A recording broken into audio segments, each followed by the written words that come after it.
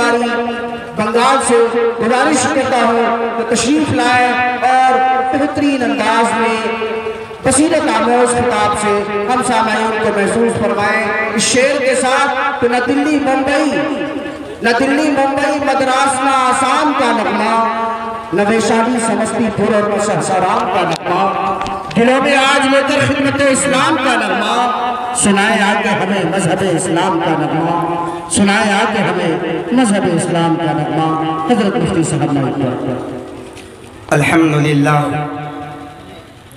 الحمدللہ وکفا وسلام علی عبادہ الذین اصطفى اما بعد فاعوذ باللہ من الشیطان الرجیم بسم اللہ الرحمن الرحیم وَإِن يَنْصُرْكُمُ اللَّهُ فَلَا غَالِبَ لَكُمْ وَإِن يَخْذُلْكُمْ فَمَنْ ذَا الَّذِي يَنْصُرُكُمْ مِنْ بَعْدِهِ وَعَلَى اللَّهِ فَلْيَتَوَكَّلِ الْمُؤْمِنُونَ صدق اللہ مولانا العلی العظیم۔ یا رب صلی وسلم دائما ابدا علی حبیبک خیر الخلق کلہم۔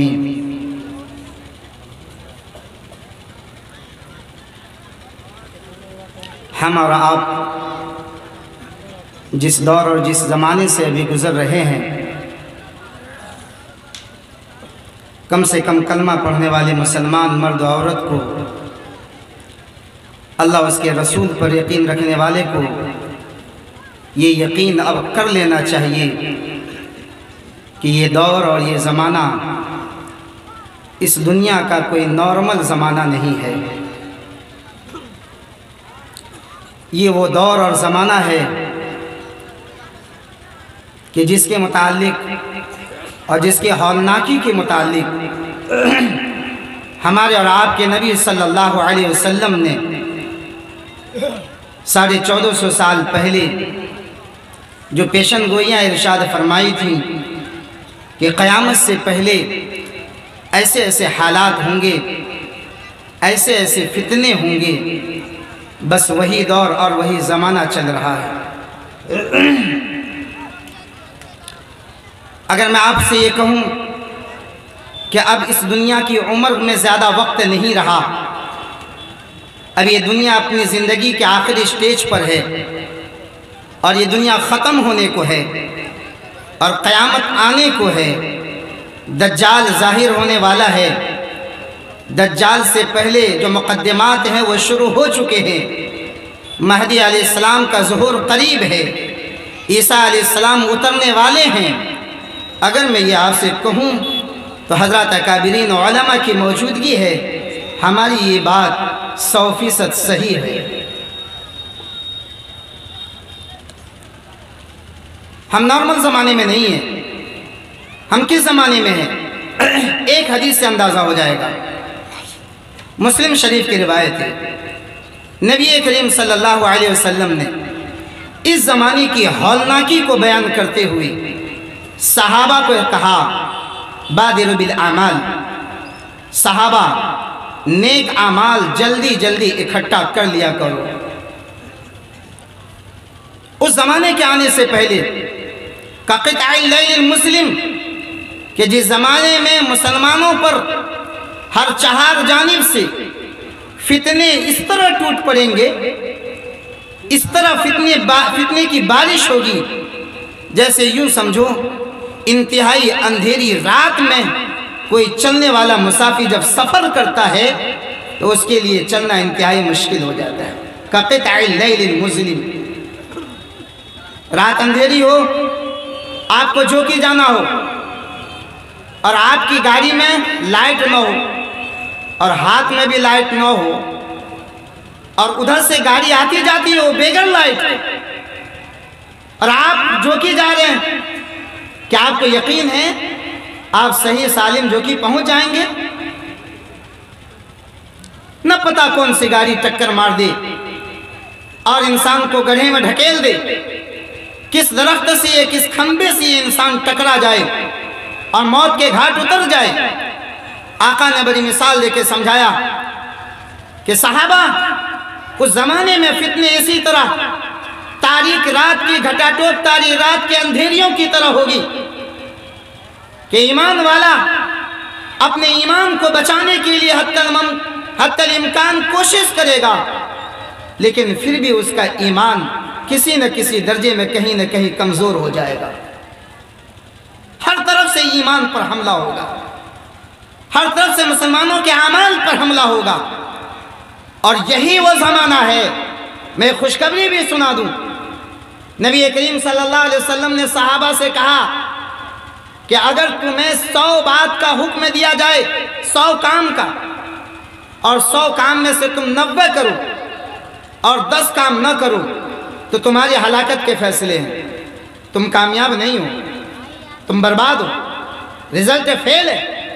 اور ایک زمانہ آئے گا جب نبی نہیں ہوں گے، صحابہ نہیں ہوں گے، اولیاء کرام زیادہ نہیں ہوں گے، خیر زیادہ نہیں ہوگا، شر زیادہ ہوگا، برائیاں زیادہ ہوگی، مکاریاں زیادہ ہوگی، دغابازیاں زیادہ ہوگی، گھوس کھٹوس زیادہ ہوگا، ایمان کا ٹیمپریچر 0 پوائنٹ پہ چلا جائے گا۔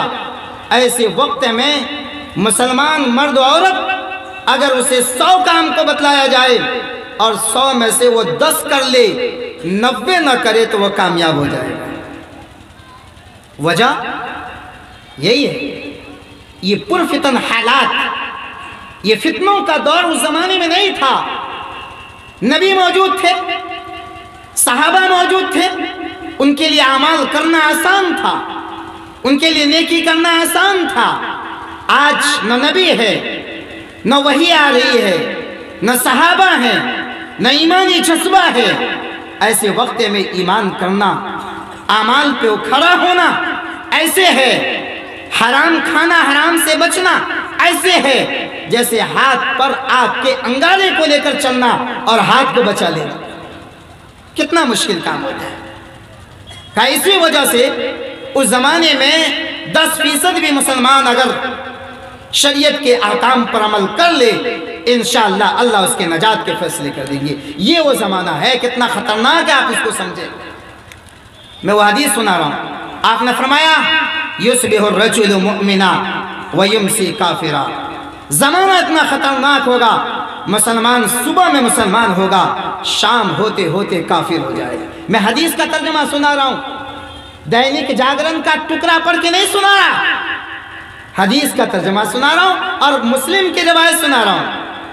یصبح الرجل مؤمنا ویمسی کافرا، صبح میں مسلمان، شام میں کافر۔ یمسی مؤمنا ویصبح کافرا، شام میں مسلمان، صبح میں کافر۔ کیوں؟ مقصد کیا ہے؟ کیوں کفر کا اختیار کر رہے ہیں؟ کیوں ارتداد کی ہوا ہے؟ مرتد کیوں ہوں گے؟ ایک سوال ہے، اس سوال کا جواب حدیث کے اگلے ٹکڑے میں نبی کریم صلی اللہ علیہ وسلم نے فرمایا یبیع دینہ بعرض من الدنیا، یہ مسلمان دنیا کے چند کوڑیوں کے عوض میں اپنے دین کو بیچ دیں گے۔ اب آپ مجھے بتائیں، جو کہ اور ہاٹگاؤں کے مسلمان پڑھے لکھے سمجھدار ہیں، اب آپ مجھے بتائیں جس زمانے کے بارے میں یہ بات کہی گئی تھی وہ زمانہ آ گیا ہے یا ابھی ہمیں انتظار کی گھڑی دیکھنی ہے؟ بولیے آپ لوگ، بتائیں، آ گیا ہے یا انتظار کرنی ہے؟ کیا ایسا نہیں ہے کہ ملک ہندوستان میں اب تک 12 لاکھ سے زیادہ بچیاں غیر مسلم کے ہاتھ بھاگ کر، ان کے ساتھ بھاگ کر، نکاح کر کے ماں باپ کی موجودگی میں، ماں باپ کے زندہ رہتے ہوئے وہ مرتد ہو گئی ہے اور جہنم میں جانے کو تیار ہو رہی ہے؟ کیا یہ حقیقت نہیں ہے؟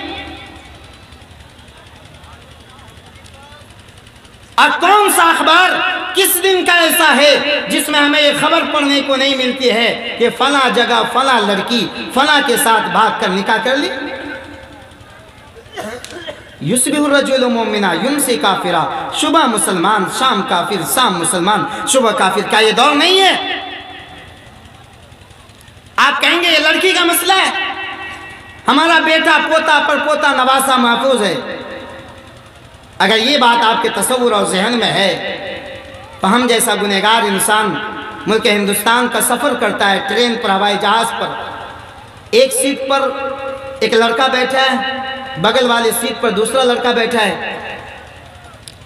اب آگے میں وہ کیفیت بتلاتا ہوں जो खुली आंखों देखता हूँ। मेरी अपनी आदत है लच्छेदार तकरीर नहीं, जो ज़मीन में, आसमान के नीचे, ज़मीन के ऊपर हो रहा है वो सुना देता हूँ कुरान हदीस की रोशनी में।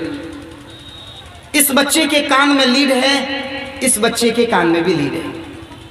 इसके सामने फेसबुक पे गंदी तस्वीर चल रही है, इसके सामने भी गंदी तस्वीर चल रही है।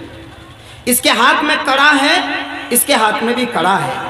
इसके कान में बाली है, इसके कान में भी बाली है। इसके बाल का डिज़ाइन 3 कलर का है, इसके बाल का डिज़ाइन 4 कलर का है। उसका पैंट फटा हुआ है, इसका पैंट भी फटा हुआ है। उसके गले में चैन है, इसके गले में भी चैन है। उसके चेहरे पे दाढ़ी नहीं, इसके चेहरे पे दाढ़ी नहीं।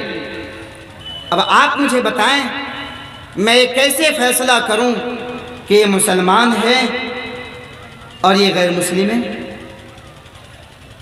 कैसे फैसला करूं? बात यही रुक जाती है। बहुत बहुत शुक्रिया दोस्तों, आपने फुल वॉच पूरा वीडियोस देखा और वीडियोस आपको पसंद आया होगा। पसंद आ जाए तो अपने दोस्तों में ज़रूर शेयर करें और लाइक करें, सब्सक्राइब करें और मेरी हौसला अफजाई फरमाएं। शुक्रिया, जज़ाकल्लाह। अल्लाह तबारक व तआला आपको दोनों जहान में कामयाबी अदा फरमाए, शाद व आबाद रखे। फिर मिलते हैं नेक्स्ट वीडियोस में और एक अच्छी और शानदार वीडियोस आपके लिए लेकर हाजिर होऊंगा। तो इजाज़त दीजिए, फिर मिलते हैं दूसरी वीडियोस में। अस्सलामु अलैकुम व रहमतुल्लाहि व बरकातुहू।